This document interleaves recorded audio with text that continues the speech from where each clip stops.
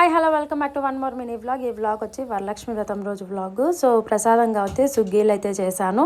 ఆ తర్వాత afternoon lunch కోసము రైస్, మా చంటికి కిన్వా అండ్ వెజిటేబుల్ సాంబార్ చేసి రెడీ అయిపోయాను. నేనైతే ఎట్లా రెడీ అయిపోయాను, ఇంకా ఆఫీస్కి వెళ్ళాలి కాబట్టి శారీ ఏం కట్టుకోలేదు అనమాట.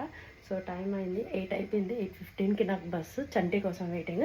ఇంటి దగ్గర కూడా అన్నీ పెట్టేశాను అనమాట. దేవుడికి ఈ పూలు తీసుకొచ్చాను దేవుడికి అండ్ ప్రసాదం కూడా పెట్టేశాను. ఇంకా దీపం పెట్టాలి. చండీ కోసం వెయిట్ చేస్తాను.